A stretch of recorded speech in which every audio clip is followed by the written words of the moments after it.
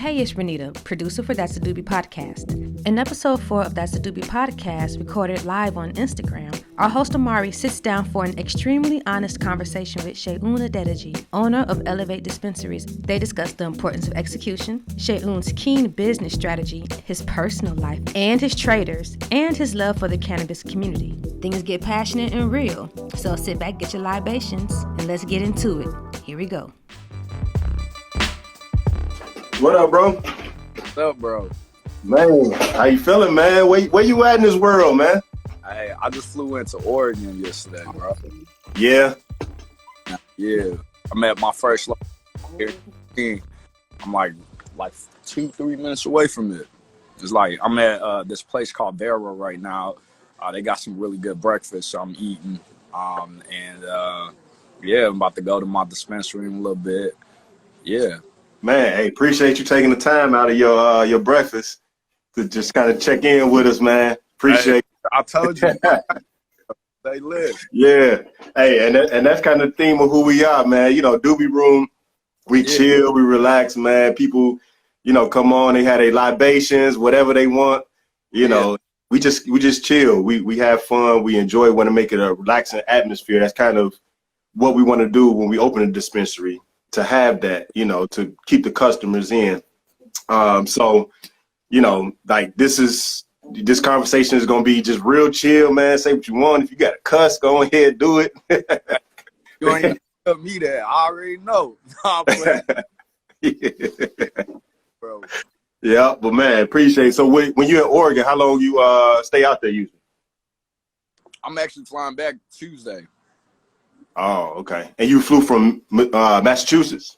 Yeah, that's part of being an entrepreneur. So we had we have paraphernalia that we ordered, and the marijuana packaging website, they're not going to send it to us till about a month. Our grand opening is this Thursday. You get what I'm saying? So I had to order. I said, you know what? It's taking too long. We have a wholesaler in Portland. I know the owner. We've done a lot of business together in the past. I hit him up. I was like, bro, I need this like Thursday. He's like, bro, if you come out here, pick it. I was like, say less. So I'm there. I booked the next flight to Oregon, and I'm about to meet up with him today to pick up the paraphernalia, like rolling papers, different things like that. And I'm going to fly out with it, Okay. Absolutely. Okay. Life of a hustler, bro. Hey, Life of a hustler, man. The car. We know how to do. We know how to do it, man. Yeah, so we're going to jump in. I don't want to take up too much of your time. Like I said, I appreciate you being on, man, and get a chance to learn from you. So, we got some questions. Feel free to take it whatever direction you want to. I just want to kind of drive the conversation. We got, us as Doobie Room, we're aspiring to be like you. So, we've done, between me and Keiston and Renita, done, research on you, man, because that's always what it is. You got to, if you aspire to be something, look at people who have done it before. So, we look at you, man, as a great model for us because of who you are and your experiences. I appreciate that, bro. Thank you.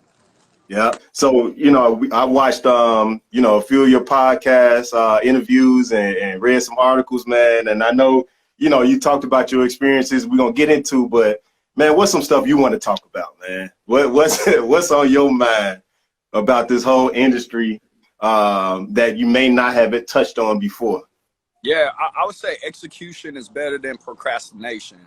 And I would say that because a lot of people feel like they have to have everything together before they start at point A. But if you already understand point A and execute on that, point B is a long way, but at least have a high perspective, have like an overview of like exactly what you want to do. So if you want to go into retail, right, you understand that you got to understand the law. After understanding the laws, you got to now pivot to dealing with officials like city official, state official. You understand that. Given, you understand that. So start executing on those things. Then the next step after understanding the laws is you understand that, hey, I need property acquisition in order to move this agenda forward. So it's more about strategically placing yourself in a position to win. You get what I'm saying? You don't have to necessarily have everything together. Everyone's like, oh, I need a great business plan. Bro, Yeah. I don't give a fuck about your business plan, bro. Show me you about the X. I don't really I see people with business plans for Yeah. days. Like I see like people email me business plan, but it's not about your business plan. It's about that entrepreneur behind that business plan. Are you willing to do what's necessary to get to point A to point B to point C? Are you willing to do that? And a lot of times people are like, bro, I don't know what's next. But my God, you already know this. Why don't you do what you know? And they don't even do that. Yeah. Hey, you talking that good shit, man. And that's key, and that's gonna stick with me. Just have that mentality of executing right away, because we tend to, people that get into businesses, and especially this business where you need a lot of capital to start, that you think of the whole picture, and that gets daunting instead of just tackling, executing those things at a time, and looking at it more as a marathon instead of, I need exactly everything right now, because that ain't gonna happen. that ain't gonna happen, especially for young black men. Like, we gotta find the capital. We gotta fight to get all these other things that we need to order to open up a business. So, but man, you hit it right on the point. Execute, man. Yeah, Execute. and too, bro, it's more about leverage. You get what I'm saying? Like, understand your assets. A lot of people be like, bro, I don't have this, I don't have that. But Yeah. what you understand is assets is key. Like a license, for example, is an asset. So a lot of people are so focused on raising, yes, it does cost a mill to get your cannabis business open, but now kind of take that step, take it back a little bit, right? You need a mill, 5, 10 mills. Let's just say that's it. But what do you need to get that piece of paper? What do you need? Just that piece of paper has equity associated to it. That piece of paper alone is worth about 5 to 10 mil. So that's capital on its own. Then you have different states Yeah. that's there and have minority inclusion programs, social equity, economic empowerment programs, where they're like pushing agendas for African Americans and minorities, POCs, to get into the cannabis industry. So how do you that? So like, I think people are just so focused on like trying to solve the whole problem when they could just focus on the little tangible items that they can hit on. Like, can I get a license? What does that cost us? What's the cost associated to getting a license? Is it going to cost me 50,000, 100,000? Focus on that. Pour all you. That's what I did. Like, think about it, right? I want 3 licenses in the state of Massachusetts. There's currently, look at data right now, there's only less than 70 dispensaries open in the whole state. Massachusetts has 8 million in population. We're the first African American that's not social equity or economic empowerment that won. It's not that I came in the state with hella money, is that I just was smart. I read the laws and I leveraged it, and I said, okay, this is what it's going to take for me to get here. I understand that if I get this, I can then raise capital against that. Man, hey, First Lady of the West Coast, shout out to you. She just said your mindset is everything, and that's what I was thinking. Right when she typed that, I'm like, she in my mind. So let's take it back. Let's take it back. I know you're from Illinois. You spent some time in Texas, but what made the move to Oregon? That's not like, you don't hear too many black men saying, I'm gonna move to Oregon and start a business. That was dope, like to do something different. But what was the decision behind that? Yeah, Oregon is beautiful. Like, you got beautiful people out here. And the thing about Oregon, it was an open state market. So they didn't have caps on license when I started in 2015, 2016. So it was so I knew that because of it being unlimited, you start seeing the cost associated to getting in decreases, because a lot of big MSOs, not everyone wants to tap into unlimited market. They want limited markets. You get what I'm saying? So when you think about that, it's like, I was like, okay, cool. I need a track record. I need experience. Of course, now I can't. If I go to a limited market state, I didn't have enough capital to really execute. So I needed to start, like, I needed to crawl before I could walk. You get what I'm saying? I needed to understand the industry in an intimate way where I can speak on it on a mastery level. So without myself to dilution on a bigger scale, because I knew that if I wanted to go to limited market states, dilution is going to happen to raise the amount of capital that's needed to get there. But also, I truly am passionate about giving our people the sauce and the juice they need to really execute. And I knew if I was a puppet for somebody, I wasn't able to really give the sauce and juice. Like, I could say what the fuck I want, and nobody. My man. God, like, I'd be like, bro, like, what you gonna do? Like, I own my properties outright. I own my business. Like, I'm here, bro. Like, what you? I got lawyers too, bro. What's up? You get what I'm saying? So I just got a little past all the grown people. Excuse my language, but at the end of the day, it was more of I needed to put myself in a position of power. Period. So simple as that. So when you started, I know it's daunting. Like, we look at here, like us opening a dispensary and all the things that you're going to need to make sure it survives, you know. So like, what are some things you had to do from the jump, those first 6 months of opening in Oregon? It was hard, bro. Excuse my man. It was hard. It was hard. Let me say it was hard, right? It was hard because you know, I'm a 23-year-old kid, you know, like I was 23 years old. 23? I was when I opened my first shop, right? In 2017, we opened our door, but I started when I was like 21, right? And I kept getting rejected, like, because everyone wants to get in the cannabis industry. And when you do the research and you find out that a property is properly zoned, what happens is people would then say, hey, my cousin is about to lease this property, or I would drive 8 hours to look at a property and people would find out my age and they would see me and they'd be like, oh, you know, I think, you know, my Uncle Bob is looking at opening up a dispensary, so I can't lease to you anymore. So it was just more about overcoming those trials and tribulations and overcoming all those no's. You get what I'm saying? Like, everybody knows personally. I've heard so many no's in my life with starting a business. I don't even get it. I don't take it personally. Don't take it personal. Like, I live by the 4 agreements, right? Don't assume, don't take anything personal, do your best, and your words are impeccable. Those are the 4 principles that I live by. Let me write that down. Let me get that again. It's a book. It's called The 4 Agreements. Like, I legit live by. It's like, you know, don't take anything personally, do your best, words are impeccable, be impeccable with your words. And, you know, I wanted to, like I said, I wanted to be in a position of power, and the only way to do that is have true ownership. So I strategically focused on Oregon because the capital associated to getting in decreased dramatically because a lot of people were not like really eager to be in the Oregon market, right? And because they were scared of the oversaturation, they were scared with the lack of revenue that might be associated to it.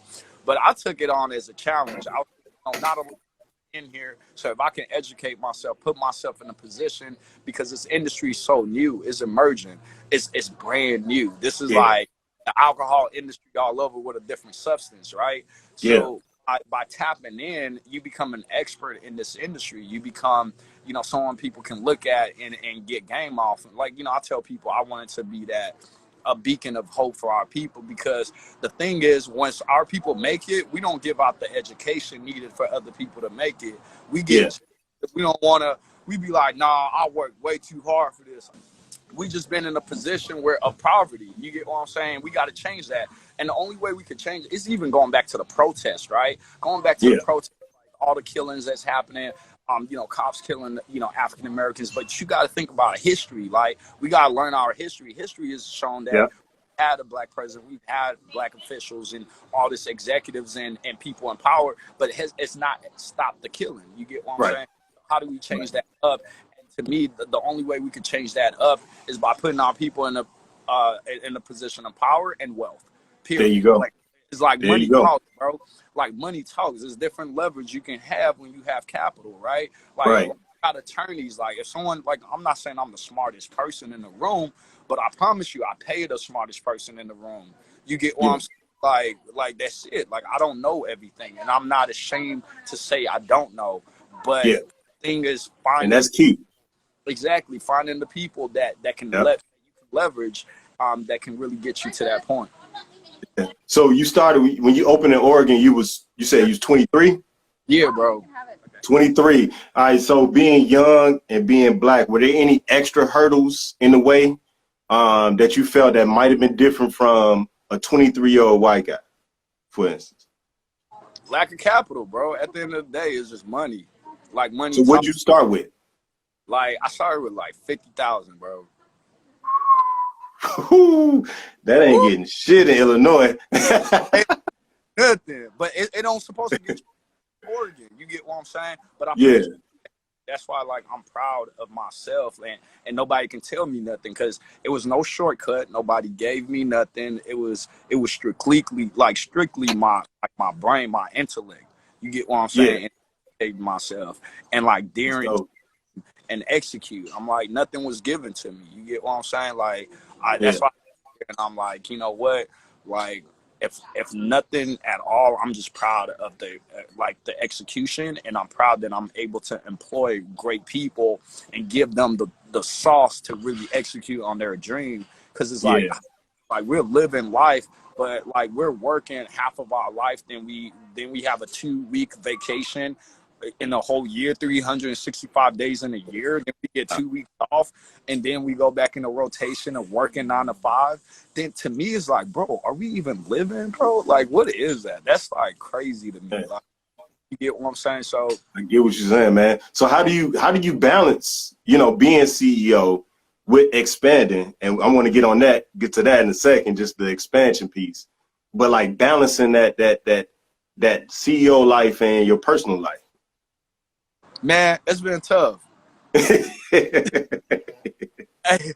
bro, I tell people, like, I look That's at real. people, hey, look, I tell people I'm in love with my business. Like, if somebody else, I'll be like, that's it. Like, I'm in love. Like, I was like, you know what I mean? Like, I'd be like, no disrespect to anybody. Like, and like, I'm selfish right now. I feel like I'm young and ambitious, you know what I mean? And I feel like whoever is gonna like be with me, like that person understands, like right now, this comes first. Yeah, like, you know what I mean? I'll be like, look, if you don't understand, I feel you. God bless you. Have a great day. Boy, I have no problem with you. If I see you outside, I'm gonna say what's up. We gonna hug. We friends. You feel me? But at the end of the day, like, I'm about my money right now. Thanks for tuning in to episode 4 of That's a Doobie podcast, recorded on IG Live with Seun Adedeji.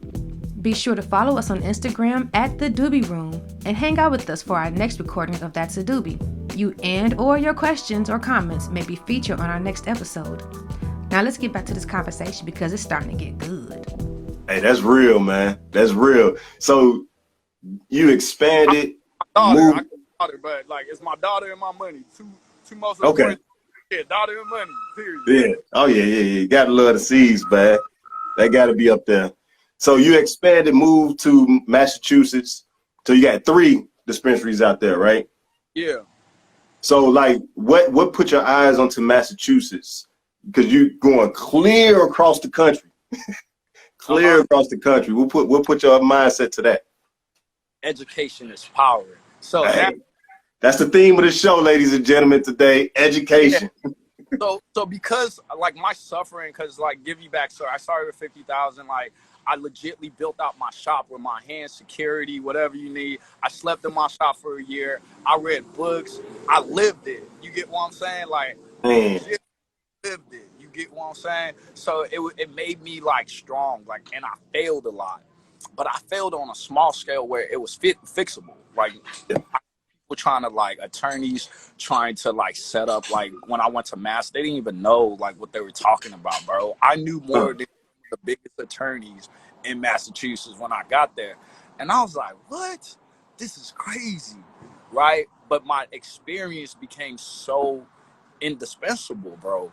Like, it put me in a really powerful position. So when I read a law, I had a foresight. Like, I could see beyond that. Like, because I've been into so I could be like, oh, this is what this means, but this is really what's gonna happen. So when I got into Massachusetts, keep in mind, I'm in like a blue collar community. I'm on the border of 3 legal states: New York, Vermont, New Hampshire, and that was strategically done, right? And basically the reason that was, property acquisition is cheaper when you're on border towns. Now, each cities in Massachusetts, most of them are only giving out 2 licenses. I understood that if I can get a license in this community, like I had to lobby the mayor, but it was easier for you to lobby the mayor because their community of population of like 15,000. Oh, you can get to the mayor. You can get in with the mayor. Yeah. So I did research. I Googled the mayor. I read everything about this dude. I read like everything about their family, kids, like whatever you want. Hey, Like just to jump in. Music, his favorite band. I knew that he played. Like I knew everything about this man. I legit knew everything. So when I sat there, I knew exactly what he wanted. I knew his agenda. I knew what he wanted to do to get reelected. I knew what I had to say to put me in a position to say, you know what? I'm for your agenda, Mr. Mayor. I want to help you get there.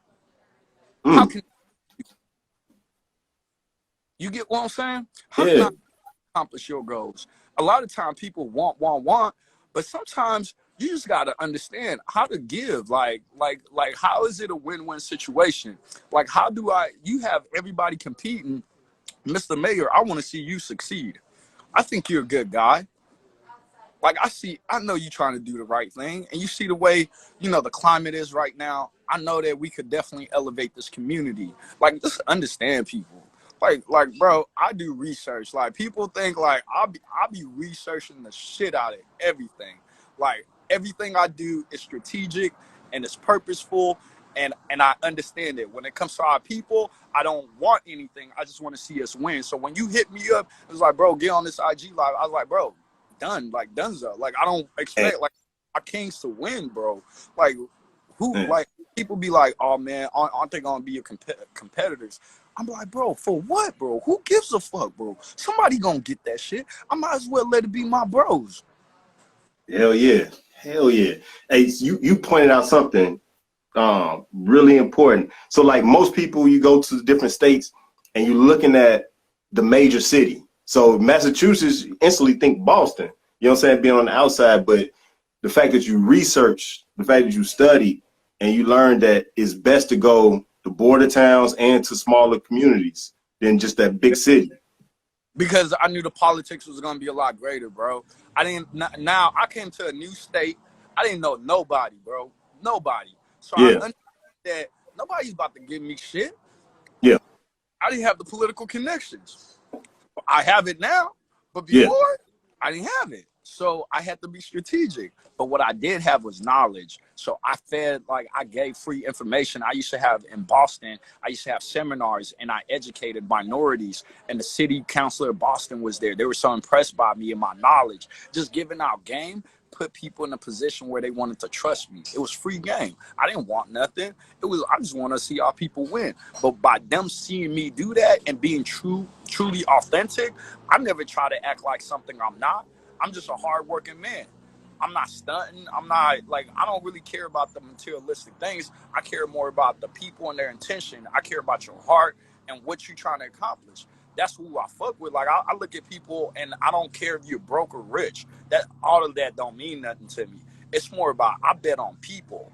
Like I bet on people. You get what I'm saying? So I look at it as I'm like, even if you're poor today, if you got the right behavior, the right character, you're gonna be a wealthy motherfucker. If you have the right knowledge, cause I came up poor. Like, come on, bro. Like I lived in Riverdale.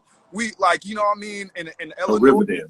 Like then we moved to Bolingbrook.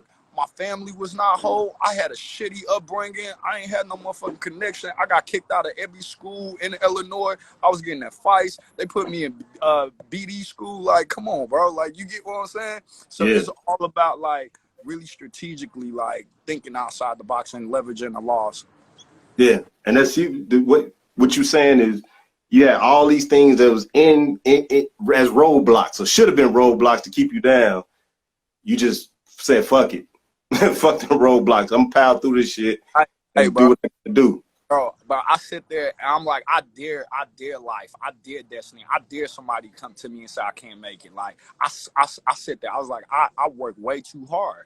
I work too hard. I was like, there is nothing that comes my way. Like I make no excuses.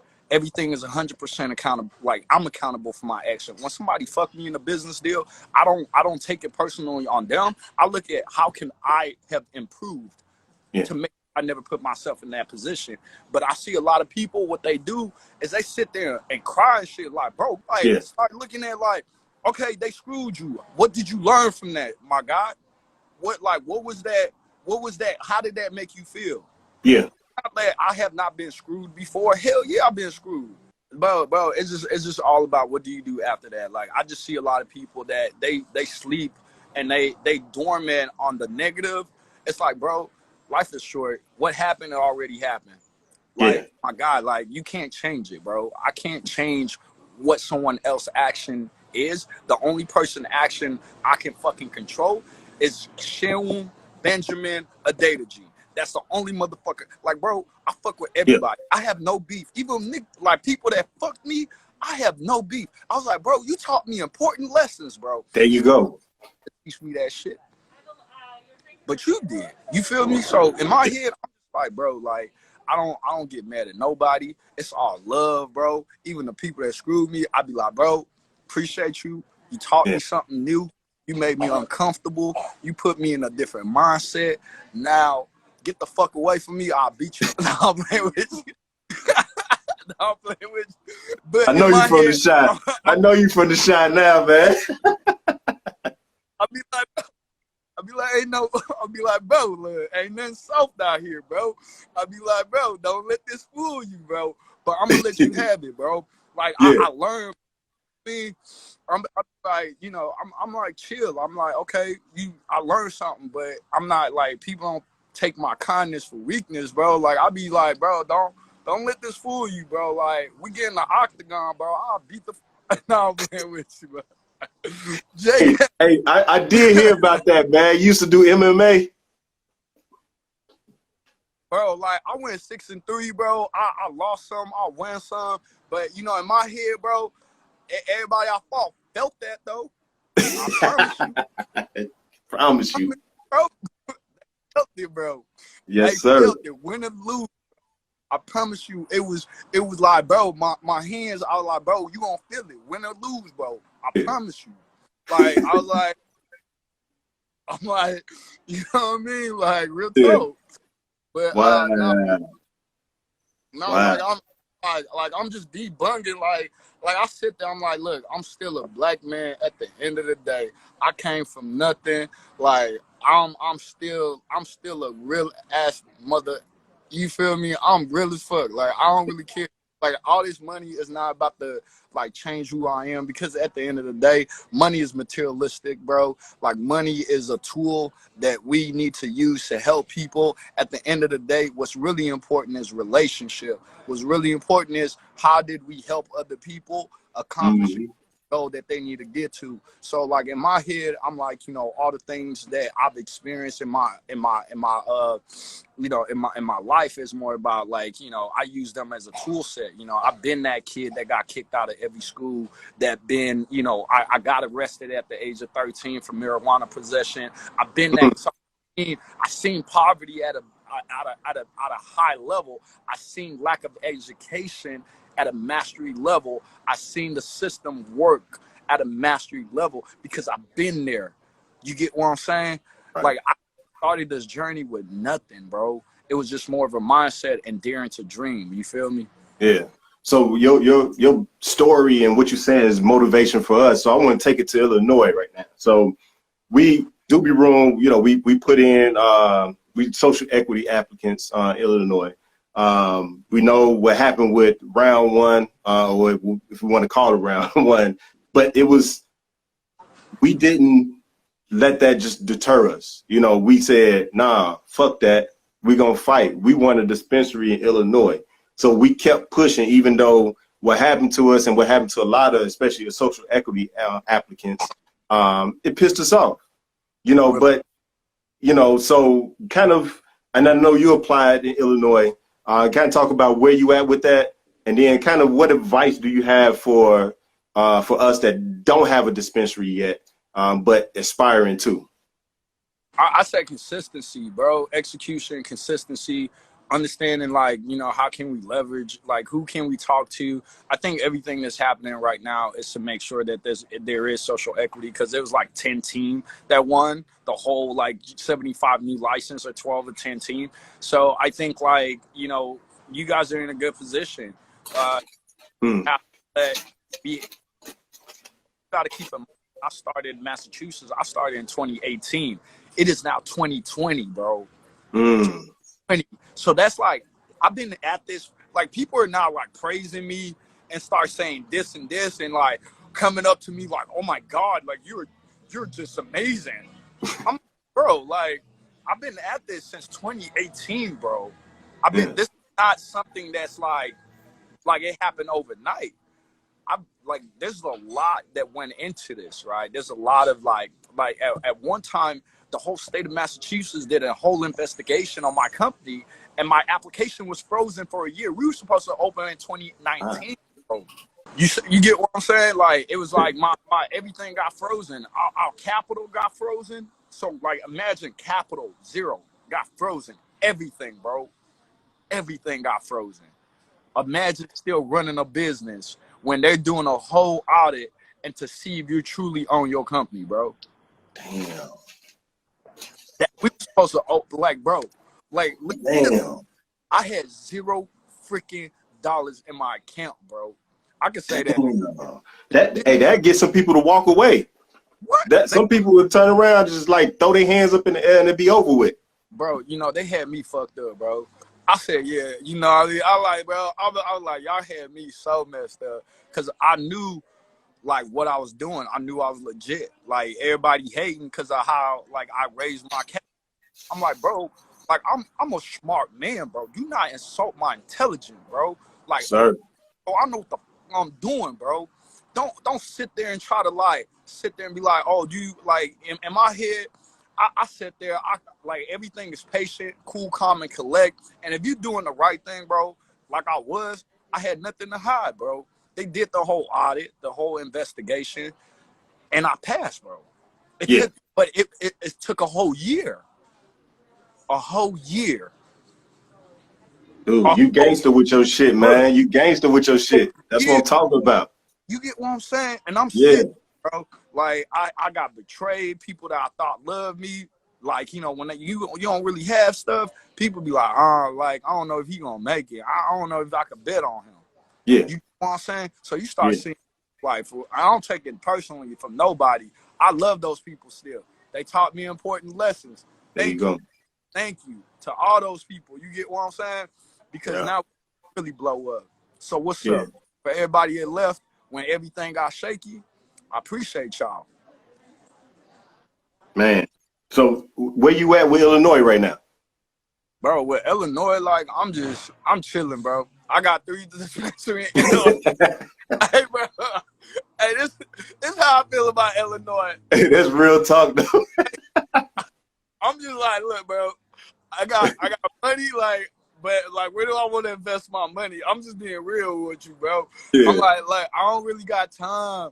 Like, my time and my energy is precious, bro. Illinois is a shit show, bro. If I want to take that shit on, bro, I don't even have the bandwidth to sit there and say how fucked up Illinois is. Like, that shit, bro. I sit there, I be like, Illinois, y'all bogus as fuck, bro. Hey, bro, I just be sitting, and they know what they doing too. Hey, Illinois, I'm gonna leave it at that. I don't want to get in trouble. So we definitely trying to get here because it's home state, but we are looking at other states. We know we got Missouri coming up, and Kentucky, Arkansas, Florida, like Arizona. Like we ain't done, man. Like I said, we see you, your grind, your hustle, you moving, expanding. Like, that's where we want to be, man. Hey, King, bro, I just want to sit there and pop bottles with you, when y'all start elevating, bro. Because I sit there and be like, I know those guys. Yes, sir. Hey, we open up our first one. We inviting you. You coming. You got to be there until I open the day.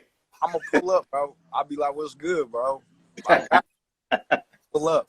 I'm pulling up. Like, but I sit there like, Like, I just want to see us win. At the end of the day, like, you know, we win. Like, a win for one of us is a win for all of us. Because now, because of my game and what I have, I can pass it on to other people. Like, you know, I thank the universe. I thank God for putting me in a position to, like, you know, like, get the game out there. You know what I mean? Because not a lot of people have it. And guess what? And I get to do it authentically myself. Bro, I sleep well as fuck at night, bro. Because I don't got to act fake. I be like, bro, I sit there. I be like, look, bro, if you don't like what I'm doing, bro, get the fuck out. Talk that shit, man. That's what Like, I'm talking about. Talk that talk. Like, I'm not in any obligation to anybody. Nobody. I don't owe anybody favors. I do my shit. Like, I work my ass off. So ain't nobody gonna come here and be like, bro, I did this favor. I need this. I'm like, nah, my guy. I work my ass off. I don't owe you shit, guy. I don't gotta be quiet. I can speak on what's right and what's wrong. And I can sit there and stand and say that we gotta work together. We gotta put our people on at the end of the day. And education is power, like, real talk. Yes, and that's what they do it. Why shouldn't we? You know what I'm saying? And I appreciate you, brother, for taking this time with us, man. I know your time is precious. Dude, we rooting for you. Like, we rooting for you, bro. Because if you do it, we learn from you, bro. And I know we could talk and email and all that shit, man. Hey, anytime, bro. Anytime. Hey, to be honest, bro, like, I tell people all the time, like, I invest in people and execution. So I bet my money on our people, and I bet my money on, like, people that they're going to, like, put in the work that it takes, and y'all are putting the work. I see y'all continue to be great. Oh, I'm proud of y'all. I'm impressed, and it's all love over here, for real, bro. Man, appreciate that, bro. Man, I thank you again, man. Keep doing what you're doing. We love it, boy. We watching you from the sidelines. Oh, bro, we in here, bro. What's up? All right, bro. Talk to you later, man. Okay, bro. All right. All right, everybody. That was it, man. Seun Adedeji. We enjoyed that conversation. Thank y'all for coming on with us and watching us. So we'll be having some more interviews coming up soon. All right. Make sure you follow us. If you don't, go on the website. Yeah, you our producer. She on the scene. I know, right? You want to come in, pop in. The scene real So quick. if you saw me looking off to the side, I was talking to the producer. Well, bossy lady back. Make sure y'all follow us. If you don't follow us, go to our website, listen to our other podcasts, all that good shit. All right. All right. And don't be trying to shoot y'all shot at Seun, because he ain't messing with nobody right now. And we are the Doobie room, so it's that time. All right, good night, everybody.